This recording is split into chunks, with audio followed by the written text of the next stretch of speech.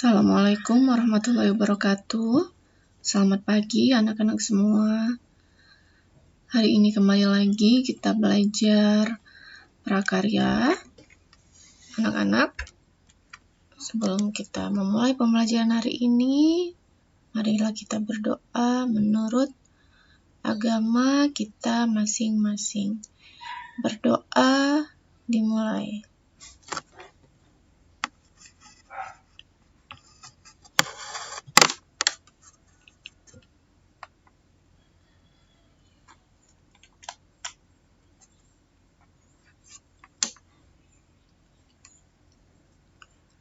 Berdoa selesai. Anak-anak, bagaimana kabarnya hari ini? Ibu harap anak-anak semua dalam keadaan baik, dalam keadaan sehat, dan dalam keadaan siap menerima pembelajaran hari ini. Hari ini kita akan membahas soal-soal prakarya yang berkaitan dengan materi budidaya tanaman sayur dan kerajinan bahan lunak. Ini adalah soal-soal yang anak-anak sudah pernah kerjakan selama PH1 dan PH2. Ini juga sebagai persiapan anak-anak dalam melaksanakan ujian penilaian akhir semester minggu depan.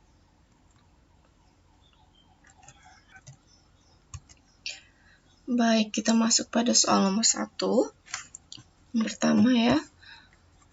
Usaha untuk menambah, menumbuhkan, dan mewujudkan benda ataupun makhluk hidup agar lebih besar atau tumbuh dan berkembang biak atau bertambah banyak merupakan pengertian dari budidaya.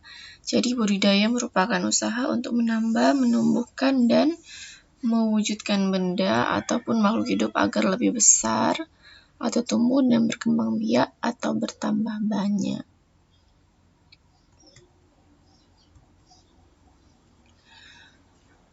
Bacalah teks berikut. Salsa membantu kakaknya membeli bahan pangan asal tumbuhan yang mempunyai kadar air dan serat tinggi, serta banyak mengandung vitamin dan mineral yang dibutuhkan oleh tubuh. Berdasarkan uraian di atas, maka ciri tersebut dimiliki tanaman, yaitu adalah tanaman sayuran ya, memiliki ciri-ciri kadar air dan serat tinggi, serta banyak mengandung vitamin dan mineral yang dibutuhkan tubuh.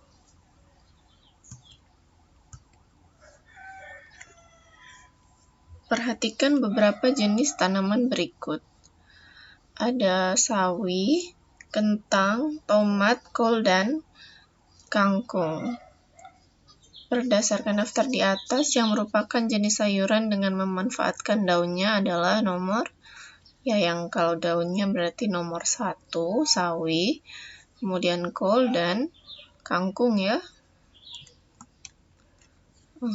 Ada lagi contoh lainnya itu kalau bagian daun itu ada pakis, daun singkong, daun paya, dan lain sebagainya. Next, setiap tanaman membutuhkan tahapan budidaya yang khas. Namun, pada umumnya tahapan budidaya dimulai dengan ingat kembali ya anak-anak, sudah pernah kita bahas bahwa tahapan budidaya tanaman sayur itu ada 6. Yang pertama pembibitan, kemudian pengolahan lahan, penanaman, pemeliharaan, panen, dan pasca panen. Jadi, tahapan budidaya dimulai dengan pembibitan terlebih dahulu. Ya, perhatikan sayuran berikut. Anak-anak tahu ini sayur apa? Iya, tepat sekali. Ini wortel ya. Sebelum dibudidayakan, biji tanaman sayuran seperti gambar di atas memerlukan penanganan khusus, yakni dengan sebelum dibudidayakan, biji tanaman sayur wortel harus disemai terlebih dahulu agar kemudian menjadi bibit tanaman. Ini ada contoh penyemaian benih. Jadi nggak hanya wortel saja, tapi juga tanaman yang berasal dari biji, yaitu maka biji-bijinya harus disemai terlebih dahulu. Sesudah disemai, kemudian muncullah bibit-bibit atau benih yang sudah tumbuh seperti ini. Lalu kemudian jika sudah tumbuh seperti yang di bawah, dia kemudian dipindah ke tempat yang lebih luas atau yang lebih besar, supaya bisa bertumbuh dengan baik. Oke, next.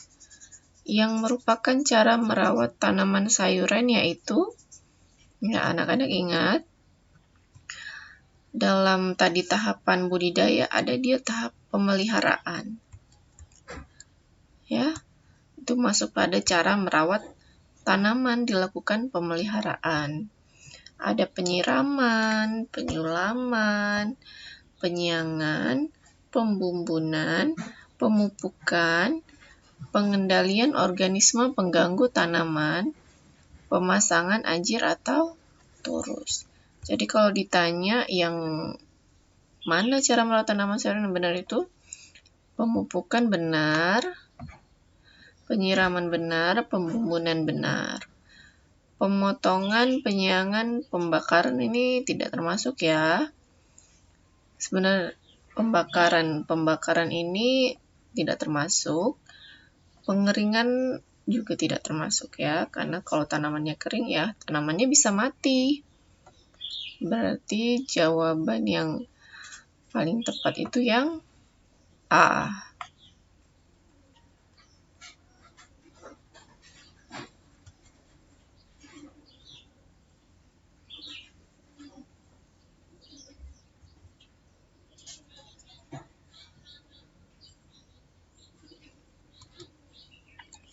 Baik, kita lanjut. Pengumpulan hasil panen termasuk dalam tahapan, ya anak-anak ingat kembali, dalam tahapan pasca panen itu ada 3 tahapan. Yang pertama pengumpulan hasil panen, yang kedua penyortiran dan penggolongan berdasarkan ukuran dan umur tanaman. Yang ketiga, penyimpanan hasil panen di tempat yang bersih dengan kadar air tertentu. Yang pertama dikumpulkan, kemudian disortir, dan kemudian disimpan hasil sortirannya. Nah, anak-anak, pengumpulan hasil panen termasuk dalam tahapan penanganan pasca panen. Jadi dia masuk dalam tahapan pasca panen. Ini dia yang paling tepat. C. Penanganan pasca panen. Ini ada contohnya cabai ya. Cabai yang sudah dipanen dikumpulkan, kemudian disortir atau dipilih-pilih. Ini bisa berdasarkan ukuran. Lalu hasil sortirannya dikumpulkan, kemudian disimpan. Hasil sortirannya ini bisa juga dia dipisah, yang warna hijau, ada yang masih hijau dipisah, dipilih, yang warna merah saja, gitu ya.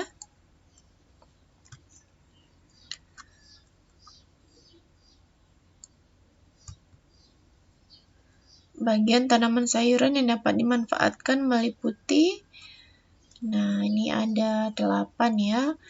Ada daun, ada tangkai daun, ada umbi, biji, ada bunga, ada umbi lapis dan umbi, bunga, buah, dan batang. Kalau daun contohnya tadi sudah ya di soal di depan, ada kangkung, pokcoy, bayam. Tangkai daun itu ada seledri, umbi lapis nih ya, ada bawang merah. Kalau biji kacang merah, tuh bisa dimasak. Kalau umbi ada wortel, bunga contohnya kembang kol, bisa juga brokoli.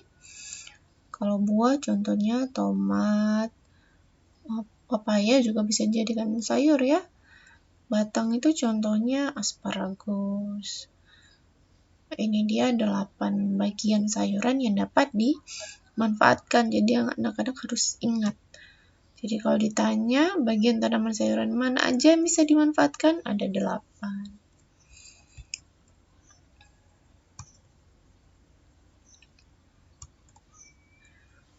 Tahapan budidaya tanaman sayur yang tepat adalah, yang tadi juga sudah disinggung, ada 6 tahapan ya. 6 tahapan. Yang pertama pembibitan, kedua pengolahan lahan, yang ketiga penanaman, 4 pemeliharaan, 5 panen atau pemanenan, dan 6 pasca panen. Jadi yang paling tepat yang mana anak-anak? Dari option yang ada itu yang paling tepat adalah D. Pembibitan, pengolahan lahan, penanaman, pemeliharaan, pemanenan, dan pasca panen.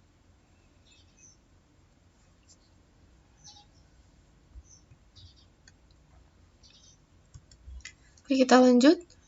Bacalah pernyataan berikut: penyortiran ulang, pengumpulan hasil panen, dan penyimpanan hasil panen. Informasi yang terdapat dalam tabel di atas merupakan tahapan. Merupakan tahapan apa nih tadi? Sudah kita bahas ya. Ada 3, pengumpulan, penyortiran, dan penyimpanan hasil panen. Jadi ini sebenarnya dikumpulkan dulu ya, baru disortir. Lalu jawabannya adalah tahapan pasca panen. 3 tahapan ini merupakan tahapan pasca panen.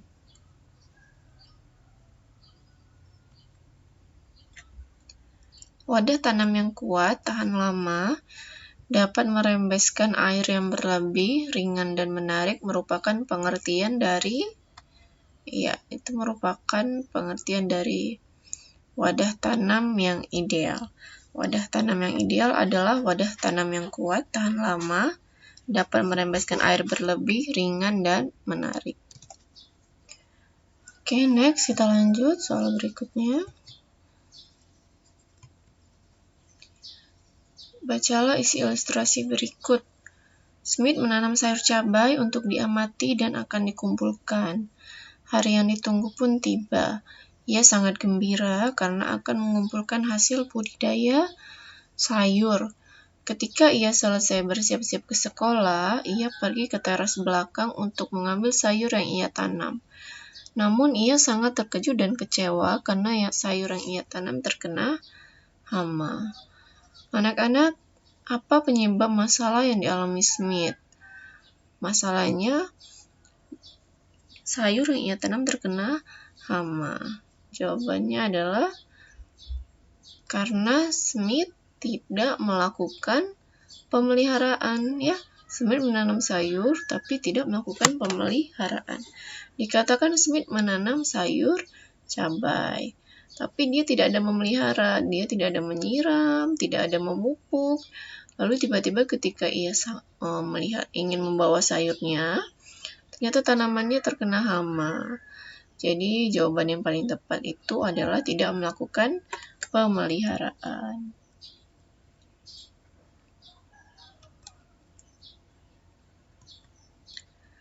Kerajinan merupakan benda-benda yang mempunyai nilai guna praktis, bersifat universal, dibuat dengan keterampilan teknik tangan, namun masih dipengaruhi oleh adat istiadat setempat. Hal di atas merupakan prinsip kerajinan yang mempertimbangkan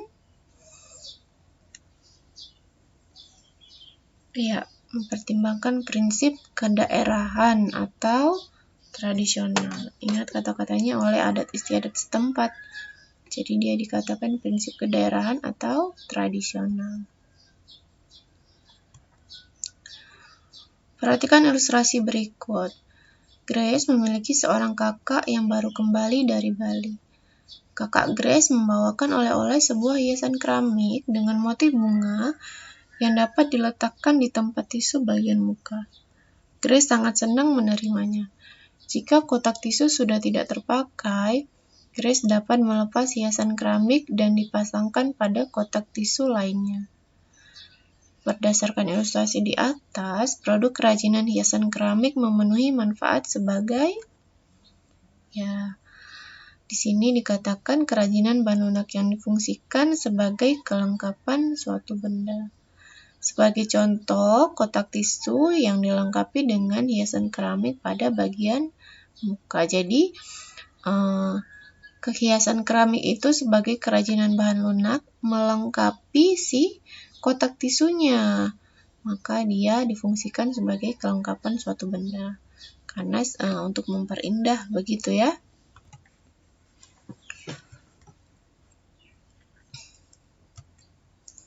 Next, perhatikan ciri-ciri bahan lunak alami berikut.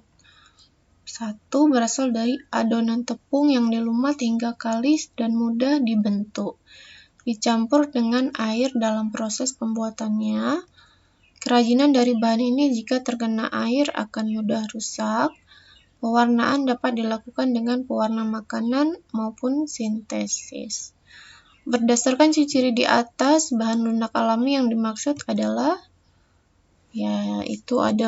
flour clay, yaitu berasal dari tepung ya. Ingat, kalau berasal dari tepung dia dilumat hingga kalis sehingga mudah dibentuk. Dia merupakan bahan lunak alami. Jadi flour clay ini adalah bahan lunak alami. Kenapa alami? Karena dia tepung, berasal dari tepung. Tepung itu berasal dari bahan alami. Contohnya tepung maizena itu berasal dari jagung.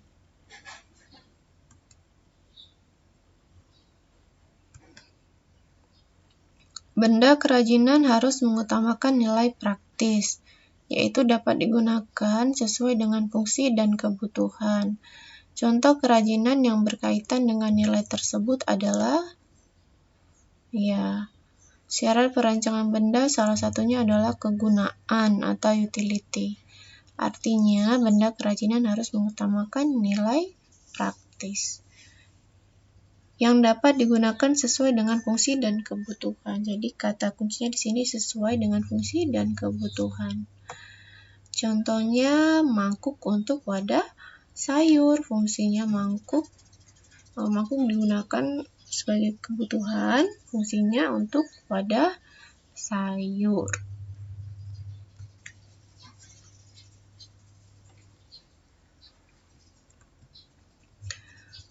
Piring dari serat kelapa harus mempertimbangkan komposisi zat pelapis atau pewarna yang dipakai tidak berbahaya jika digunakan sebagai wadah makanan. Hal tersebut adalah contoh dari syarat perancangan benda kerajinan berdasarkan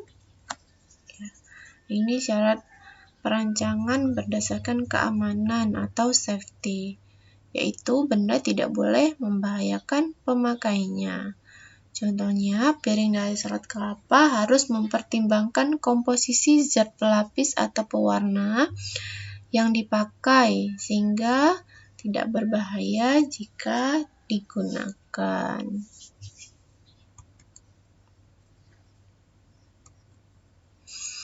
Perhatikan ilustrasi berikut. Daerah Banyumulek atau Lombok memiliki sumber daya alami berupa tanah liat yang banyak tersedia di daerahnya. Hal ini pun dimanfaatkan masyarakat setempat membuat kerajinan yang dapat digunakan sebagai mata pencaharian bagi sebagian masyarakatnya.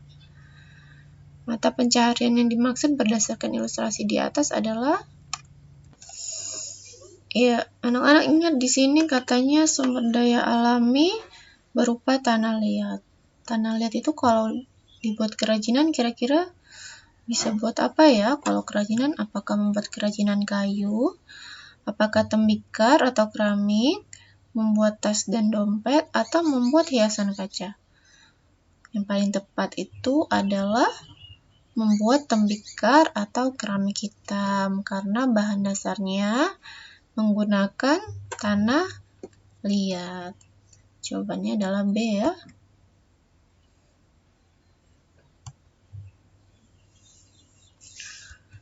Next, berikut adalah teknik-teknik pembuatan kerajinan keramik berbahan tanah liat kecuali. Ya, teknik pembuatan kerajinan bahan tanah liat itu meliputi ada 5. Ada teknik biji tekan atau pinch, ada teknik pilin atau coil, teknik lempengan atau slab, teknik cetak, dan teknik putar. Maka yang bukan di sini karena kecuali adalah teknik mengikis.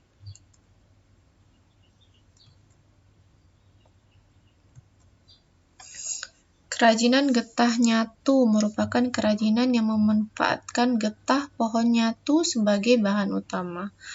Kerajinan jenis ini banyak dijumpai di provinsi mana di Indonesia ya. Jadi nyatu itu adalah nama pohonnya sehingga getahnya dimanfaatkan untuk membuat kerajinan. Jadi getah nyatu ini termasuk kerajinan dari bahan lunak alami karena dari pohon ya. Nah, kerajinan getah nyatu ini banyak dijumpai di Kabupaten Kapuas, Kalimantan Tengah.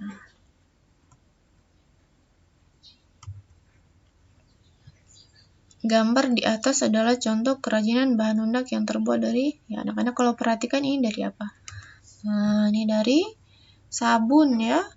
Sabun berwarna ungu, putih, pink, lalu dia dihias atau diukir sehingga menjadi cantik dan bagus. Bisa meningkatkan daya jual, misalnya kalau di hotel, di kamar hotel itu dibuat sedemikian bagus. Jadi sabun mandi tidak hanya sebagai alat mandi ya untuk mandi, namun juga berfungsi sebagai pengharum atau penghias ruangan.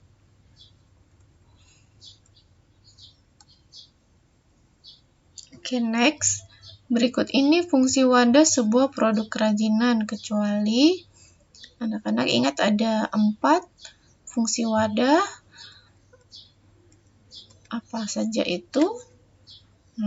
Kemasan merupakan wadah sebuah produk kerajinan yang dapat melindungi produk, memudahkan penggunaan produk, memperindah penampilan produk, dan meningkatkan nilai jual sebuah produk. Jadi kalau ditanya kecuali berarti yang salah ya. Ini benar, meningkatkan nilai jual benar, karena kalau kemasannya atau wadahnya bagus pasti nilai jualnya lebih mahal. Memperindah produk ya benar, karena dengan dibuat kemasan yang bagus maka produknya juga terlihat bagus. Mempersulit penggunaan produk, nah ini dia yang salah, karena justru kemasan atau wadah sebuah produk itu dapat memudahkan penggunaan produk. Jadi jawabannya adalah D.